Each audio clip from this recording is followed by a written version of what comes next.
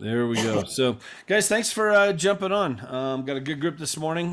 We appreciate it. Just a reminder, we're here every Tuesday. Okay, it's the same Zoom ID every week now. We got our own Zoom ID that we're using. So every Tuesday, 11 a.m. Eastern, 8 a.m. Pacific. If you're out there on the West Coast, we appreciate getting up early to join us. We're doing this every week. And again, I would tell you, turn your mics on or turn your mics off while we're doing this if you can. But don't be afraid to, if you got a question that pops up, put it into the chat. Okay, you can do that. Depending on how Mike does this, we might have some Q&A along the way, but definitely at the end of it, we'll open it up for any comments and questions, that kind of stuff. But the more participation, the better. The more agents on here every week, the better. So anyway, Michael Higdon down in Kentucky, going to be leading the way. Kentucky Derby coming up. Is it this weekend? Coming up, and yeah, we just had our kickoff this weekend, our Thunder over Louisville. So there you go. So anyway, but Mike's been a realtor for 19 years, been with EXP for 4, hit ICON a couple times now, doing some big things down there. But this is, probates and estates. We were talking before everybody got on here, just, it could be a great tool in the toolbox. I mean, because, sad but true, you'd never run out of clients, with something like this. But, you use every tool in the box to build the house. I think sometimes we can get so focused on just using one thing that if something happens and the market turns and now that one thing isn't there anymore, now you're scrambling and trying to figure out how to get business. So this is something to really look at and listen to. It's not something I know much about at all. So I've got my pad of paper here and my pen. I'm ready to go. So Mike, why don't you introduce yourself real quick and we'll get started. Appreciate you doing this, man. Sure. Thank you. Michael Higdon, lifelong Louisvillian. And I'll go into my bio a little bit more when I pull up my slide here. But yeah, this has been a niche, however you want to pronounce it, that I've been kind of fell into. I used to be on a team about 8 years ago when I was with Remax, and my two partners, they were probably 17 years my senior. And with age, as we get older, we're all going to this big real estate place in the sky eventually. And we were having some of our clients that were, passing away, and just kind of fell into this, and started seeing more and more of this coming about. And a lot of the executors, and the thing we were coming across where people didn't know the process and how to handle the process and what was involved with being an executor or an administrator that comes with that estate. So that's kind of where, I picked it up and said, you know what, if these people need this help, there's probably a ton more out there that need that. So we actively started pursuing that. And I will pull my slide deck up here real quick and we can jump right into that. Let me know if everybody can see that. Yep, we're good. All right, let me 1 second, Tim.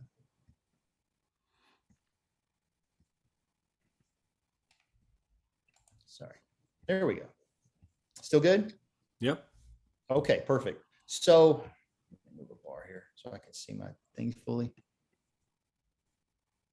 I'm sorry. There's bars in my way. I can't see my notes. Anyway, so working with probates and estates. Would you please play? There we go. So again, 19 years in real estate, $1 million producer, 4 years with EXP, 15 years with Remax Properties East, and Elizabeth Monarch was the one that showed me the light and the way of the EXP model, and jumped over after seeing that and just all the things that it offered for me as an agent. My wife, her name is Kelly Kay. She's on a radio station here locally in the mornings, DJX. I have 2 kids, Jacob and Ava. I have 2 pugs, Poppy and Piper. And I graduated from the University of Kentucky with a marketing advertising degree. Okay, so in terms of the big questions are the who, what, when, where, why, and how. As a good journalist, I always ask those questions. So let's get into that. Why work with probates? Well, they need your help. They may just not know they need your help. So that's one of our jobs, is to describe that to them and how they do need your help. The property is normally vacant when we come across estates because the person's obviously not living there anymore. They have to sell it in order to settle the estate and get the money out to the heirs. You are the professional. You know the process of selling a home, so you can easily apply that to selling an estate home, which is a lot of times the same thing, but there are some other intricacies that to be aware of. if you are an investor and wear that hat as well, I've gone in and said to several estates, are you a realtor or are you an investor? Well, I can wear both of those hats, and it depends on Mr. Seller how you want me to handle that. But first and foremost, let's discuss selling the property and getting you the highest amount of money in the shortest amount of time. And the third thing it does for you is it helps you expand your database. If you do a good job for the executor, who most of the time is going to be living in the same city, you can add that person, them, their brothers, sisters, if there's multiple heirs, to your database. So that's an excellent way to continue to grow that database. Baby boomers are the wealthiest generation in American history, and they're about to pass down those riches over the next few decades. It's estimated that 45 million households will transfer over $65 trillion in wealth over the next few years. Just a little probate comedy right here. Harold died. Happy to know he gained immortality in social media. So why work with probates and real estate? I had a coach, his name was Michael Young. He's out in San Francisco, and he does probably 80 deals a year. And in San Francisco, the average sale price is about, I don't know, 800 to $1 million right now. Anyway, he started reaching out to attorneys a long time ago, probate attorneys, and just finding out, hey, do you have a go-to realtor that you use to handle all of your estates? And he's built up his career such that now when the estates come in, they're saying, well, you need to list this with Michael. So again, 80 out of the 120 deals that he does are people calling him to come and list the estate. Friends and clients, again, we all have friends, we all have past clients that unfortunately may have, again, not to sound not compassionate, but death is a natural event that happens in life. I say Dr. Garman on here. This is a doctor client of mine. It was a great story. And this is one of them that led me into the industry, where we went over, looked at his property. He was getting a ton of letters from investors. One was saying, I'll give you $75,000 for the property. And I said, well, I'll give you 76. And we had a good laugh about it. But I said, you have a gem here. And I assume your mother and father wouldn't want you to give the property away. He's like, no. I said, well, do you have any money? He said, yeah. It had this ugly green shag carpet in it, but underneath it had these beautiful pine floors that hadn't seen the light of day in about probably 50 years. I'm sure you all have been in these types of houses, and the walls were a mustard colored yellow. I said, well, listen, pull the carpet up. I got a guy that can help you with this. Paint the walls a nice neutral color. He did that. It cost him about $3,000. We took it from a $75,000 offer from an investor to $150,000 first day on the market. So we got to play the hero, went to a quick closing, and the place was immaculate after that. So that was a true inkling of what could come forward. And as I mentioned before, adding another leg on my production table, I already call expired for sell by owners, past clients, spheres of influence. Adding probates and attorneys is what I call another fishing pond and spinning plates. If you are, especially in this market, we talk about this is a recession-proof business. There's a change coming. And I'm sure people all over the country are seeing this change happening right now, where maybe the days on market are starting to get a little bit longer. I know there's still bidding wars, but with the rates going up, there is a change going on right now. So if you've been stuck on just the business coming to you, you might want to say, I need to fish in these multiple ponds, because if I'm only in one pond, I'm only going to catch a certain amount of fish every day. But if I'm calling my expireds, calling past clients, calling sphere of influence, calling probates, adding that that other leg to my pond, then I'm going to have more business coming in. Excuse me. Probate is, sorry guys, let me move there we go. Probate is a legal process whereby a probate court supervises the marshaling of a deceased person's debts and taxes and orders the property distributed according to the decedent's will, or in its absence to the deceased person's heirs. Testate, you heard, these are a lot of the common terms you're going to hear about. Testate refers to someone who dies that left a will. Intestate refers to someone who dies without a will. A testator is a person who has written and executed a last will and testament that is in effect at the time of his or her death and It is any person who makes a will. An executor or executrix, executor is the male, executrix is a female form of that. Someone who is responsible for executing or following through on the assigned task or duty. A will or testament is a legal document by which a person, the testator, expresses their wishes as how the property is to be distributed at death, and names one or more persons, the executor, to manage the estate until its final distribution. And the heir is the person who inherits the property under the state law. Recession-proof your business. When is the next recession? We talked about that. Who knows? But I don't want to be left with your pants down per se without having that other that other revenue stream out there. And as Jeff alluded to, every month is a new opportunity. I get a new list of folks that had unfortunately passed away the previous month. So it's a constant flow of people that may have a property to sell. What are you waiting for? This is an opportunity that's out there right now. And a lot of folks are afraid to take that next step in developing that next, something that they're not familiar with, but you have to be bad before you can be good at anything. So you have to go through what I call, you got to go through the suck to get it. That's with recruiting agents. That's with calling for sell by owners. And the same thing can be said with probates. Opportunity dances with those already on the dance floor. If you're not picking up the phone or taking the steps to make those calls, you're never going to be able to realize that new opportunity. In the end, we only regret the chances we didn't take. So where do you work? For me, we do a lot of work in Jefferson, Oldham, Spencer, Shelby, Bullitt. Tim can allude to this because he's chewed a lot of the same dirt in these markets. Southern Indiana, one area in particular of town, multiple states. Just because you're doing business in one state, you could set up teams in Florida. You could set up teams in Alabama. Because guess what? There's people that are passing away there as well. Source of leads, finding estates. There's multiple ways you can do that. Some are easier than other. And I'll start with the painful way.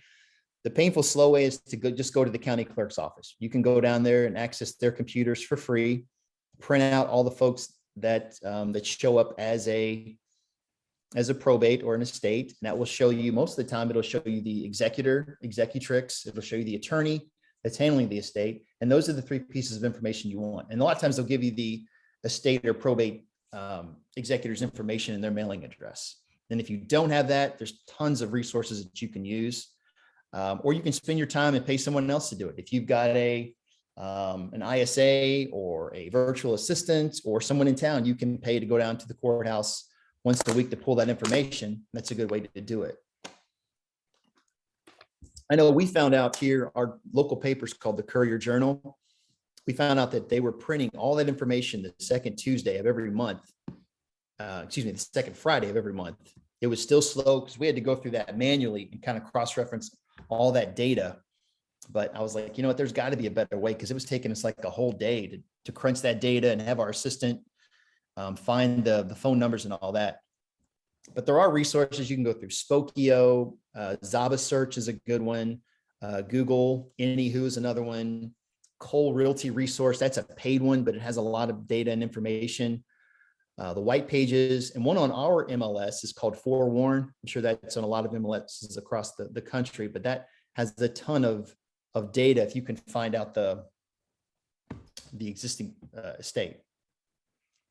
Estates and probate attorneys, that's a great way of finding a resource for to get on the yellow pages or Google and find out all of these probate estate attorneys and people that specialize in that area, and give them a call and say, hey, this is Michael Higdon with EXP. I just wanted to reach out. Do you have someone that is a go-to agent for you in handling probates and estates and helping the heirs with the selling of the property?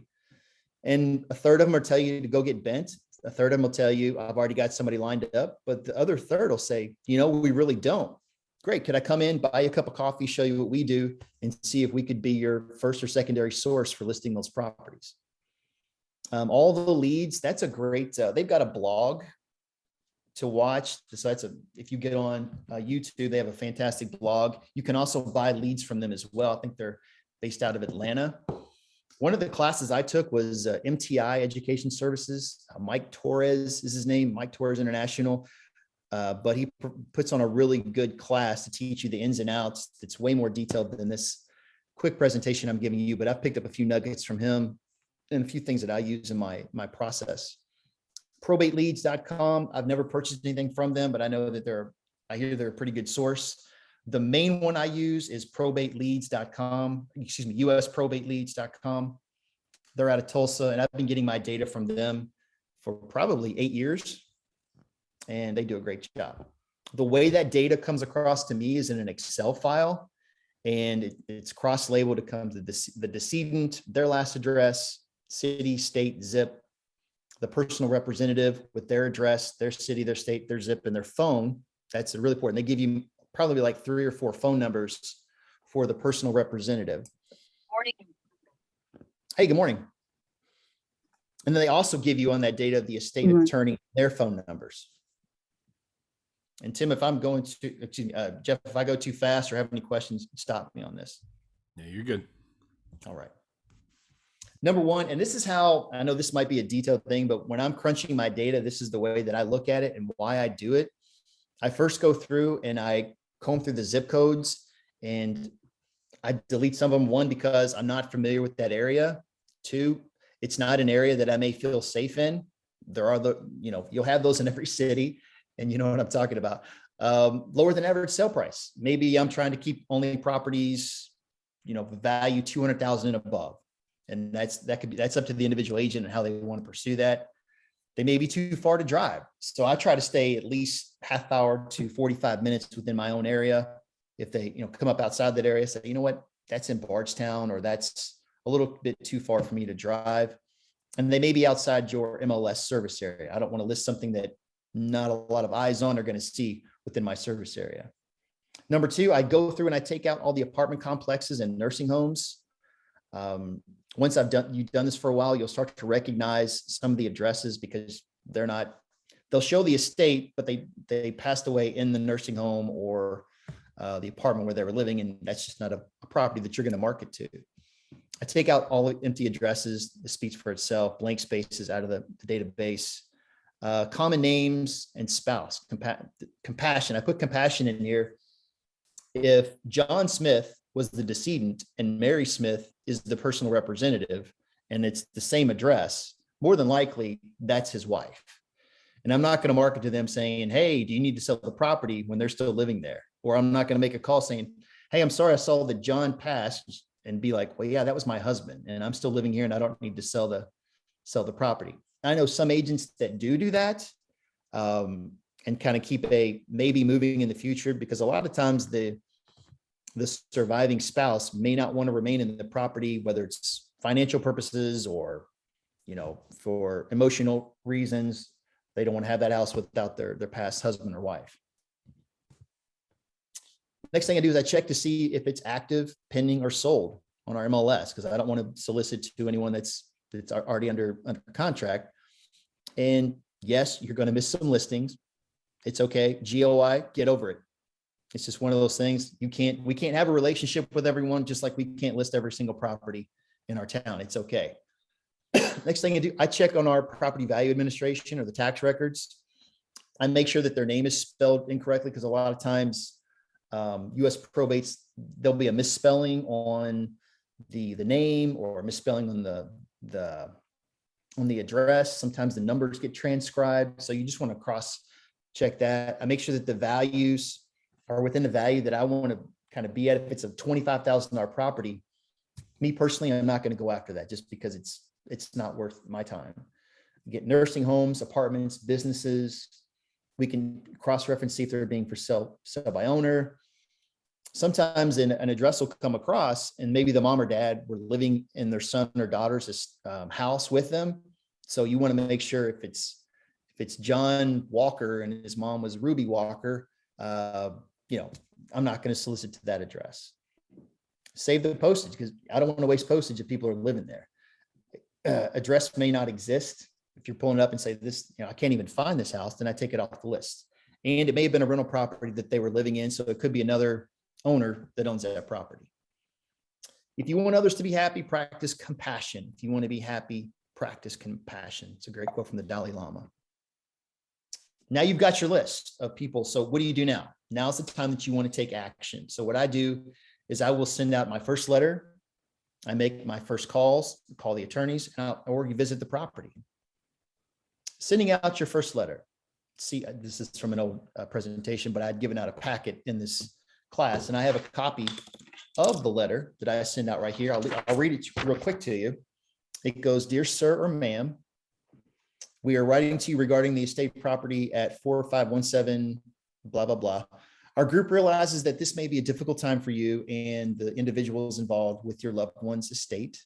To that end, we have assisted several families that were going through the same issues that you may find yourself facing today. What we offer is the consultative role to make the settling of the estate transition as smoothly as possible. Please find listed below some of the various services we provide: free market analysis of the property value, home clean out, maintenance and home repairs, and a couple other things that we put on here.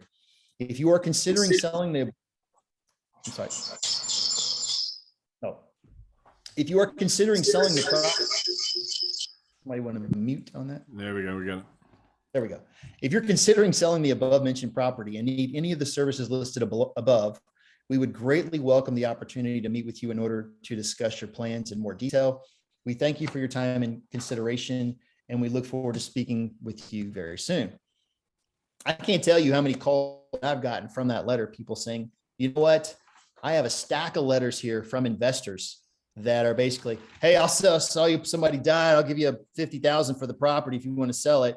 Just no professionalism, no compassion with the property. And they'll say, you know what, this just came across more caring, more professional, more concise, what we're looking for. So I will send that out. I talk about here, Hub Referral Network. You should be developing key partners to help you provide multiple options to the seller and the executor that's going to differentiate you from the competition. Who are those people in your hub? Well, cash buyers and investors, you want to have those in your back pocket. Estate sale company, because a lot of people need a house cleaned out or have an estate sale done. Contractors that do this type of work, clean out crews. You can call your tops SEO agents, not SEO, but your top foreclosure agents in the area. They have a ton of crews like that. Title companies, closing attorneys, senior moving companies, estate planning, family law, registered investment advisors. So I also had a script in there. So when I'm making these calls, so what I'll do is I'll send this letter out, and within 2 or 3 days, I'm calling them and I'm saying, hey, Jeff, this is, my name is Michael Higdon. I'm looking for Jeff. My name is Michael Higdon. I'm a local real estate agent with EXP. I was calling about the property here on Baker Street. I believe you're the executor or the administrator on that. Does that ring a bell?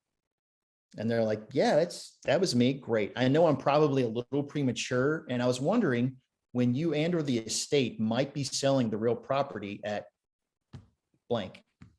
And then it's like, well, they'll tell you what they're looking to do. We're keeping that in the family, or we're looking to sell it, or yeah, we're possibly going to be getting that on the market in the next few months.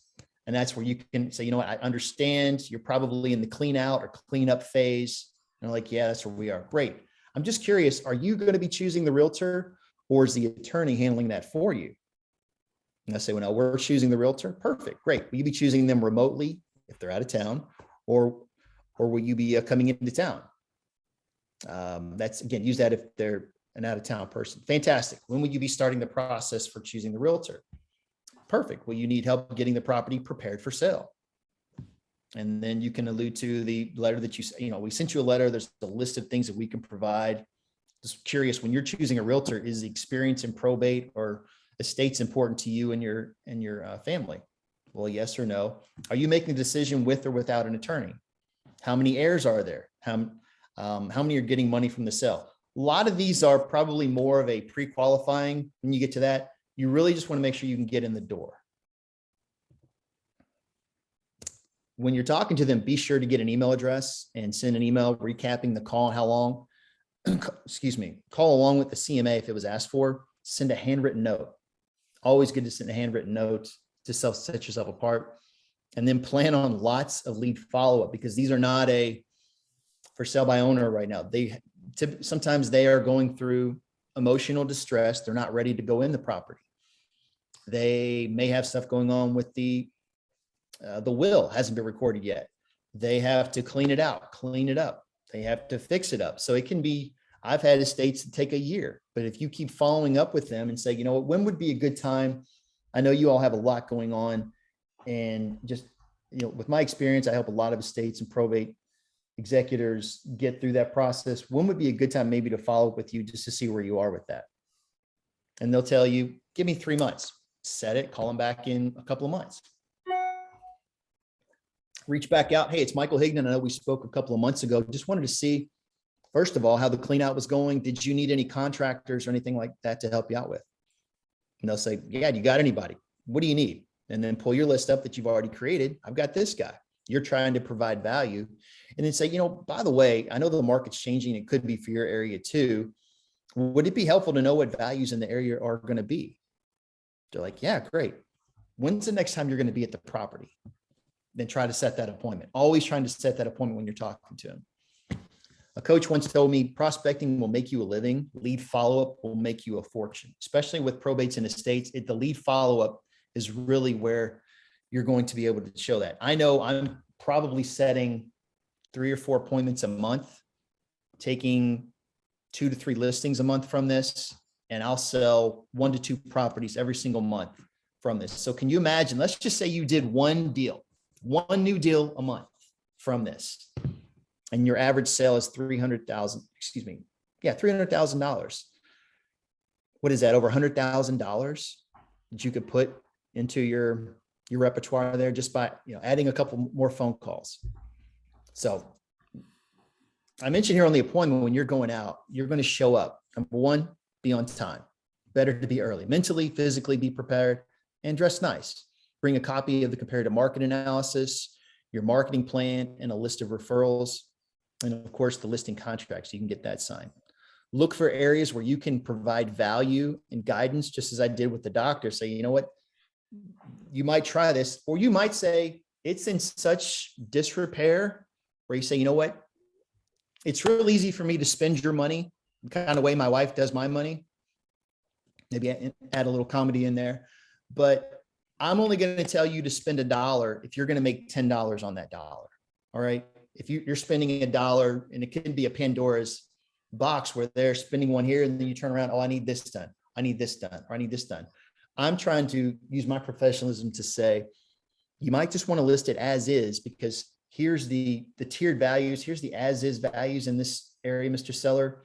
Here's the middle grade values if you put a little bit of paint and carpet into it. And here's the top tier values of what similar properties are selling for in the area. Now that you've looked at these values, based upon that, where do you see the pricing of the property should be? Or what do you want to take on? And then hush, breathe, and listen. And then they're going to tell you, well, you know what, we've got a little bit of money. We don't have any money. So we really just want to sell this to pay mom's bills and get down the road. It's all in asking questions on where they are, what they want to do. And then you can truly play that advisory role and help them. Again, my job is to help them capitalize on the market and realize that the value that's in the property. Is this an investment opportunity for you and one of the investors you work with? That's where you can change that hat and say, I know you're getting a lot of letters. You got one for 75,000, Mr. Seller. These are the bottom feeders in our industry. I understand being an investor. Do you want to honor your mother and father by getting this on the market, or do you want to give it away to an investor who's going to come in and do the exact same thing that you could do yourself? This is a chance for you to be the knight in shining armor. Direct mail, I recommend a minimum of 3 unique letters. Letters 2 and 3 were in the packet. I do have those. The first letter I read to you. The second ones are just kind of quick snippets. One is, I don't know if you can see this, but it is the timeline for probate. A lot of executors don't know. This spells out, you know, on month 1 through 2, all the way through months 9 through 18, the jobs that a probate should be doing. Okay, and happy to share that with everybody that's on the call today. This is the estate's executor's duties during the probate process. This is what the executor should be doing, and it really breaks that down nice. Now, if you got this and said, hey, Mr. Executor, I know you're going through a lot of stuff. I didn't know if you knew all the duties that you as the executor may be having to do, but I wanted to share this with you. And if we can help you through that process or line you up with an estate attorney, if you don't have one already, let me do that. I can't tell you how many estates I've gone in, and these are hanging on the refrigerator. Guess what else is hanging on the refrigerator? My card. So I say, and then follow up phone calls with minimum of 3 calls, networking, introduce yourself as the expert in your area. A great thing that I picked up from Mike Torres, one of his, is you want to differentiate yourself. If you had 4 cards on a table and one of them is just, they're all the normal real estate calls, then you see this one laying on the table, they're going to say, well, gosh, let's pick that guy, because it even says on his card, he's the real estate agent or the probate agent. If you send that over, and everything I'm sending over my package is very professional. I had a local newspaper that had done a write-up on me in a small town I was working in, and it discussed a lot of the things that I've done for probates in the past. I included that in the package just to show, yeah, I'm a person, has a picture of my family. I have all of these are the probates that I've sold in the past. It says, do you want this experience working for you? In 7 years, I've sold about 150 probates. But I had to start somewhere. And so if you don't have those right now, that's okay. But if you start digging this well, it's going to fill up with water for you eventually. Why do agents not take this on? Well, fear of the unknown, fear of getting snapped back. I've had some really pissed off sellers that have said, I can't believe you're calling me on this. My mom's passed away two months ago, or my dad or whatever. And I'm just like, you know what, ma'am, I'm just trying to be compassionate here and respectfully reach out to see if I can be of service to you and or the estate. You're going to get that. Agents don't know how to consistently gather leads. They're not getting accurate phone numbers. They may not be making the phone calls, relying solely on inbound response from the mail. If you just send this out and you sit and watch the phone waiting for it to ring, it's going to be a long day of waiting. But if you send this out and call the people, say, hey, you know what, you probably just received a letter from me, some information. Hopefully you found that valuable, and then jump right into your script. Not being clear on the offer, what you bring to the table and why you are different than your competition. Well, doesn't everybody just list and sell houses? They don't. There's actually some things that we bring to the table that can help walk you through this process. Wouldn't you want to know about those, Mr. Seller? So that's kind of a topical view of that. What else was I going to share? That's awesome, Mike. So yeah, so that's pretty much it. Very cool. When we're done, could you upload those, like the packet of stuff that you have, those letters, upload them into Workplace, into the Freedom Absolutely. Team group in Workplace? I was planning And then on maybe guys, if you're a guest here, you're not part of EXP, just, talk to the person that invited you on here, and we can get you a copy of those letters. So you have those. Okay. If that would be helpful for you. So 7 years you've been doing this. You've done 150 of these? about probably over 150 of these. That's awesome. I mean, that's And a you powerful go through- thing to add into your repertoire of tricks, and It really things is. that And you're I've probably, bought 3 or 4 of them that have been nice flips for me, because I've gone in and the guy's just been like, you know what, I don't want to fool with putting this on the market. Would you give me 80 for it? And I was like, yeah, okay, that's fine. And then we put 20 into it and sold it for 140. But as long as you're upfront saying, look, here's my intention of what I want to do with this property, just have everything above board. There's nothing wrong with that, as long as you're telling that. But I can't tell you how. Also, when I'm going through my list, you're going to get a lot of heirs that are out of town. Those are the meat. Those are the ones that I go after first, because there's probably been 20 executors that I've never met face to face. I've sent them a letter. We've had several calls, and they feel like they get to know me. And I'm like, look, I know you're not local. Is there somebody that you're relying on to open, keep the grass cut or check on the place for you? Sometimes they're like, no, I don't know when I'm going to get in town. I said, do you trust me enough to send me a key? I'll go over there, check it out. I can take care of all the cleanup, getting rid of all the stuff. We've got some charities that we align with. They can come over there and clean up, clean out, whether it's disabled veterans, the Goodwill. I've got a guy that does, I've had one soup to nuts, went over there, never met the lady. We cleaned it out, cleaned it up, hired the painters, did all the work for them. They're paying the bills, obviously. I'm not paying the bills, Right. but we just sent all of the invoices to her, and they cut her a check at closing, and it was mailed to her. And, she's like, I can't tell you how much I appreciate this and how great this has been. But the ones that are out of state, they're not in town a lot. They need somebody to handle the process for them and say, look, if I could be your eyes on, if I could handle this process for you, is that something that you'd be interested in? They're like, oh my gosh, would you? I said, it would be my pleasure because it's my job. Right. So your number one source for leads, usprobateleads.com. That's the one that you use primarily? Yes. I think I want to say they're out of Tulsa. Okay. But you can find, there's several great, because they serve, some of them are regional, the states that they serve. But if you type in probate leads for real estate agents, I know All the Leads is a good resource. And the pricing on those is going to vary based upon your market demographics and how big your population is. But it's not going away. And there's your competition on this is going to be very low.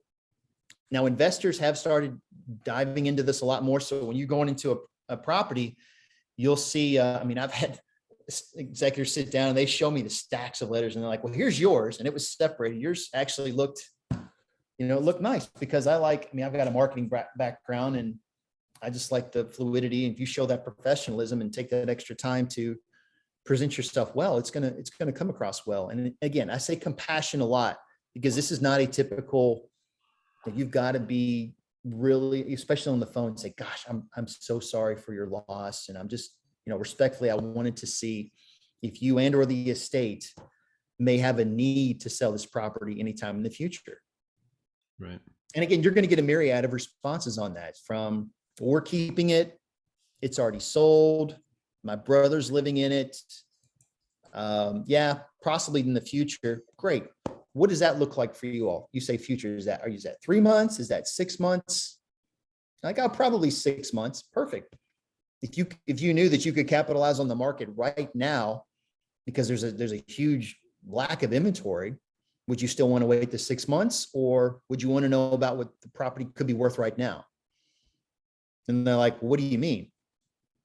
Gotcha. Well, when's the next time you're going to be over at the property, maybe doing some work or some cleanup? We're going to be over there Saturday. I don't mind doing this because I'm in your area all the time. Would it be all right if I just stop by, see if it currently works for any of the buyers I'm working for? And while I'm there, I can show you several things. One is what the potential value of the property may be. Would Saturday at 10 o'clock work for you? Or how about 2 o'clock, which is better? Right. How big is your market, Michael? You're in Louisville. Right? Yeah. So we cover Southern Indiana, but the Louisville metro, kind of the surrounding counties, about, I'd say 850,000. Okay. How many leads do you typically get a month for you? So a good list, I say good list, don't take that the wrong way. Probably 200 people. Really? And by the time I pare that down, it's probably 75 again, because I take out a lot of the rentals, or, if most of it is, they're still living in the house and they were their executor for the husband or the wife. And so I just don't go after those. I'm looking for the ones that are, if I see an out of town person, that's the one I focus on most. Yeah. How much do you pay for the leads? I mean, is it like a subscription kind of service? X amount a month? Okay. The ones that I pay for, I think they're $180 a month. And again, some of those are more, some of those are less. Like a buddy of mine in Boston, he uses them, but there's so many more people and the list is so much bigger. I think he's like $300-400 a month, but he's getting 4 or 5 appointments from it every single month. Wow. And it's the same thing. You're making that call and you're getting a myriad of, if you're in it and you keep, that's the thing, if you get to the bottom of that list and you've called it, I call it 4 or 5 times, I'll send a letter out, then I'll send another letter out in a couple of weeks. And then I'll send another letter out after that in a couple of weeks. And then sometimes I'll just let them sit, and nothing happens, because think about it. Their motivation changes when the bills start coming due. Yeah. So if mom had passed away back in, I mean, what are we? We're almost to May. Let's say somebody passed away in February or March, and the bills start coming due. And if mom or dad only had a certain amount in that bank account, they're running through that money. When they get through that money, guess what the other money they have is? The equity on the home. And they're like, oh crap, we got to sell this now because we've got to take care of these other bills. Yeah. And the only way we can sell it is to get it on the market. So there's a lot in the timing of that. Mike Torres does a really good job of describing that in his course. That's that MTI Education Services, right? Mike Torres. MTI, Mike Torres, and there's several of those out there. That's one that I'd paid for, but he gave a lot of. That's where I got these the probate timeline and the duties of probate. But he gives you a lot of good mailers and things to use, and he gives you all the sample letters you could ever want to go after and I'm not as good as going after the probate attorneys as my friend Michael Young, but that's another market. You could just sit there and work that all day where you don't have to call the executors or the probates. I just have a better feel for talking to them directly. Right. But you could line up attorneys all day and just have the referrals coming in.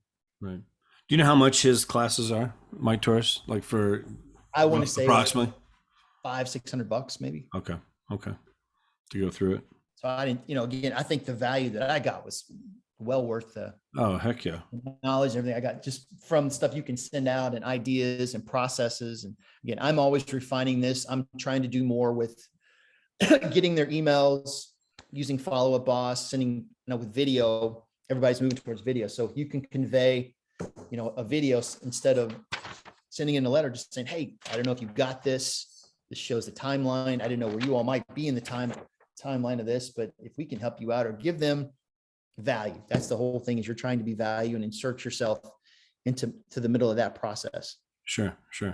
Why don't you do both, send the letter and then to also just put together a video where you can really, I'm doing a ton with video, and to just do a video that you can really just, again, be compassionate on that video, or and tell that story when you're walking out heading to closing. Hey, this is Michael. Let me tell you about this estate. We were working with the Baxters here. They were in a tough position. They didn't know the process. We were able to help them get it on the market, get it sold in less than 2 days. We helped them with the cleanup, the clean out. We had the contractors in there, and they were going to put it on the market for $85,000 or give it to an investor for that. We showed them that the value was really much higher than that in the market. So if you're currently going through a similar situation and we can help you with that, give us a call with the processes, with the systems, with, if you need contractors to come in, we'd love to be that resource for you. And then send that out. Well, and do one or two of those, get a quick video with the Baxters, Absolutely. and let them tell that story of how much of a help you were for that. I mean, that's something you could send now to these people. I've had executors that have broken down and given me hugs at closing and in tears. Sure. And just, you get to be part of these people's lives, and then say, look, I'm not going to be a stranger to you because I want to do the same job for you and your family that I was able to do for your mom. Yeah. Very cool. Guys, let's open it up a little bit. What does this get you thinking about? Let's talk about it for a second. Mike. I got a quick question. Yeah. So I'm getting more at bats just in general, and I'm currently using EXP marketing for my listing presentation, but I need just a little bit more. Could somebody share? I know, Michael, you're local, maybe somebody out of town, what kind of software or marketing that I could use to go over the top a little bit? I mean, the EXP marketing stuff is good, but I need just something a little bit more. I'll tell you what I use. I use a company called Toolkit CMA. Okay. And that'll link, you pull this is what it looks like. It's what I'm going on. So that's great. You can pull all and I bought a Vela binder that puts all this, but you put all your information there. You pull out the comps that you want to use, and it'll put in the data. It's already got preloaded EXP information. It gives has a quick letter in there. Dear homeowner, thanks for giving me the opportunity to present to you, and closes the marketing. It's got all the MLS EXP personalized stuff. You could literally send them 50 pages of stuff. I've taken a lot of stuff out, but it has so many graphs in there to show you when Mhm. listing your property, when it, when it dips in value. It's got how people find the homeowner. And then ultimately you can select the way that you want to break down. Shows you all the information for the subject property. And these are great for estates too, because this is the same information that I'm presenting to them. It shows you that. Then it'll show you the map of the neighborhood with all the dots and say, Mr. Seller, you know what? All of these, this is a red dot for all the solds. This is a yellow dot for the pending. I normally have some green dots for active properties on here. What don't you see? Mhm.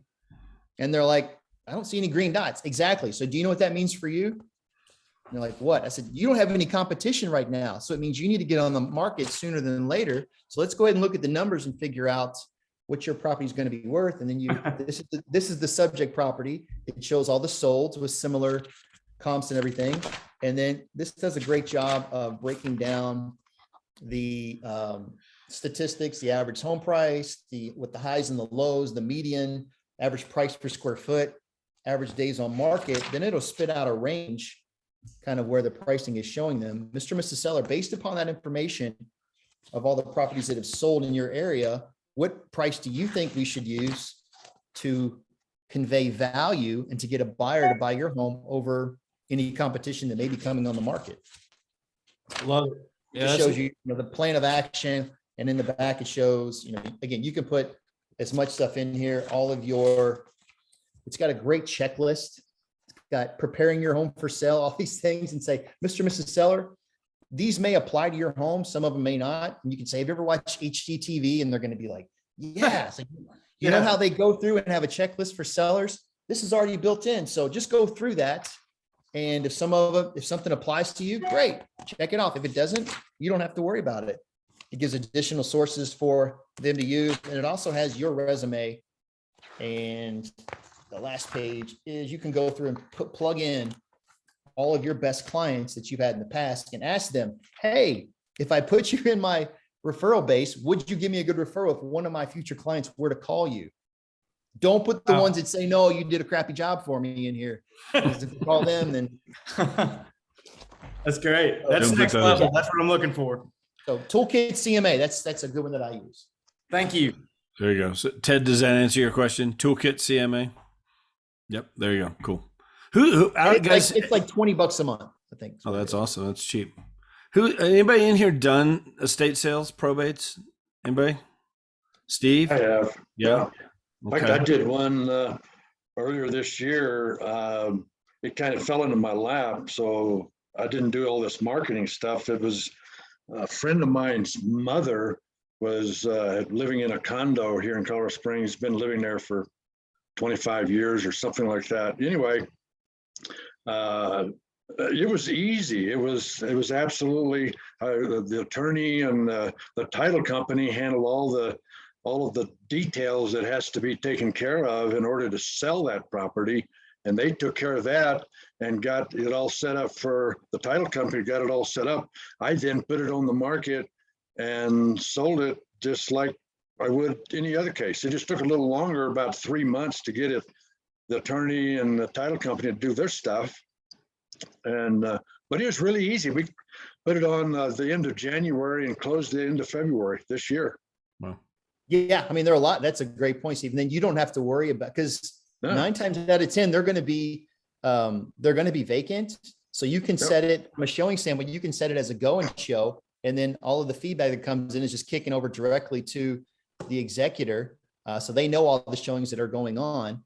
So that's, I mean, the vacant part of it is a real asset.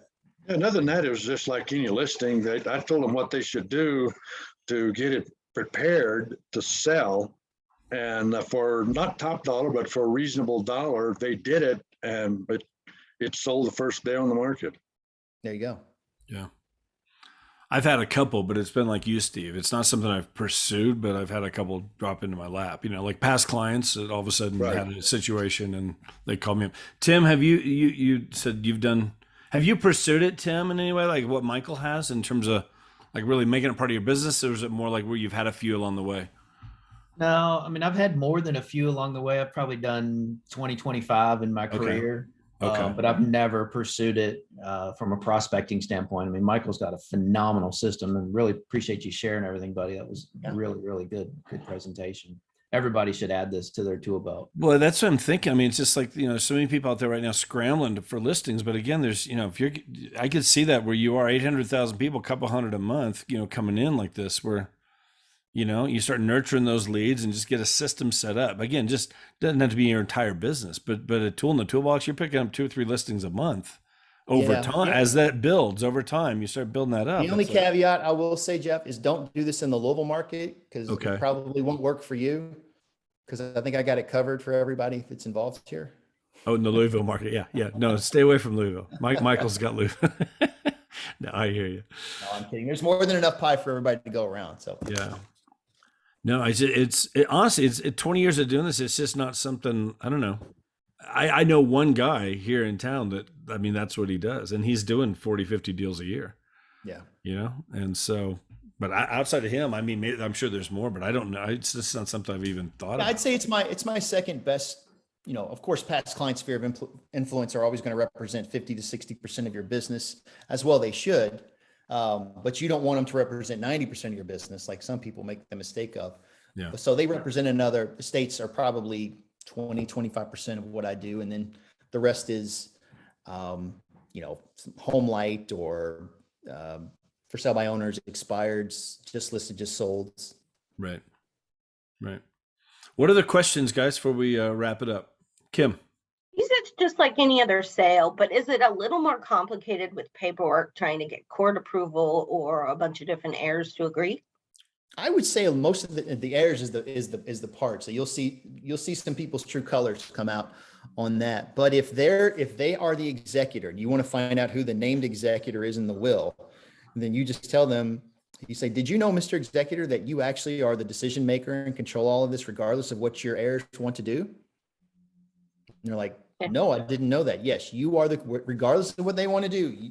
That's why your parent had named you in that. So I'd say 80% of the time they've already got an attorney that's working with them and has prepped them on, the will's already in process, or if there's not a will in process, they've named an administrator who's taking care of that. So that's why you just want to be familiar with some of the terms, the processes of what an estate is. And that's why I recommend some of those courses to go through. But as you go through it, you'll learn just, is it the same as listing a regular house? It can be, but when you have other heirs involved, you want to find out who the problem child's going to be real early. And so, and you that's why I asked that question. Is everybody on board with selling this property? Well, my brother Bob, he lives in Bardstown. He's not real great. What's his number? Can I call him and talk to him, please? So then you call him and say, hey man, I heard that there's some opportunities for you to get more involved in this process, and I want to make sure that you were on board with selling the property. Is there any issues that you may have, or any concerns that I can quell? And then you can draw it out from a professional side. And they're like, well, they said I couldn't do this. It's like, why don't we have a meeting of the minds and get together and see if we can all figure this out together? So you want to be the calm in the middle of a hurricane. And what about court involvement? Is there any delays or anything? No, not unless typically, it just depends on where they are in the process. Even though if they have a will, it's going to be great. If it's administrator, because normally you can sell a property within the state to settle the estate. It's just they can't close the estate without the property being sold, because it's considered real value within that estate. So you just need to check with that attorney and with the state laws within your state. So it's going to be a case-by-case basis as to where they are on the paperwork. Thank you. Just you'll learn to ask the questions to say, do you have a probate attorney you're working with? Was there a will? Are there any other heirs involved? So you'll just learn to get a checklist. Thank you. Sure. Wow. Cheryl, did you have a question? You got your hand raised. There you go. Yes. Hey, Michael, appreciate it. Hey, excellent presentation. Sure. What sources do you use to follow up to get names and numbers? Where do you find the names and numbers of people, please? Well, the first one is from US Probates. They're going to send you all of the information of the heirs and the executors. So I'm calling the executors directly on that. And a lot of times they'll put the number in there. They don't send emails on that. So I'm normally reaching out. It could be the right number, could be the wrong number. That's why I'll go on Forewarn if I can find their address and just cross-reference it on Forewarn or Zaba search, or pull them up in the PVA. Yeah. And Cheryl, if you were late getting on it, towards the beginning of his presentation, he did have a list of different websites to go to and different lead sources. So I'll have this recording put up onto Workplace probably within the next hour. So you can always go back and watch, if you missed anything there. So, okay. Any other comments, questions, any thoughts, guys? Anybody? Oh, that was excellent. Thank you. It's good stuff. Yeah, man. Really good stuff. So, Michael, I appreciate your time, man. Thank you for doing this. Everybody Really reach out got a anytime. lot of I good can things to answer think for through. Thanks, Michael. Thank you, Michael. Really good things to think through, guys. Just so you know, we'll be back here next Tuesday. I've got our right now. I've got the Colorado State broker Shelly Vincent. I've got her lined up for next Tuesday. We're going to be talking crypto. She's got a deal going on right now. It's a $12 million deal, and it's being done with crypto. A couple of months ago, if you guys saw it, it kind of made national news. There was a place in Florida that sold for like 300 and some thousand with crypto. This will probably make national news as well when this one goes through, because it's probably the biggest deal. Well, I'm sure it's got to be the biggest deal that's been done probably so far. And there's a whole, and she's taught several classes here in Colorado with this. She knows what she's doing. So I'm going to have her on here next week to start that conversation. We might have her on several times to kind of go through it and break it down, but that could, again, another tool in the toolbox, just something more to learn and kind of stay ahead of things in this industry. So anyway, that is on schedule right now for next Tuesday. We will be back next week, 11 a.m. Eastern, 8 a.m. Pacific, and we'll go from there. So again, we'll have this posted up in the next hour or so. Michael, if you could upload those files, the paperwork. So we have that there. We can attach it. And if you've got guests on here, if you are a guest, just get out to the person that got you on here, and we'll get all that paperwork and get you recording this as well. So guys, thank you very much. Have a great rest of your week. All right. We'll see you soon. Thanks, guys. Thanks, guys. Thank Thanks, you. Jeff. Thanks, Jeff. Bye-bye. Thank you, guys.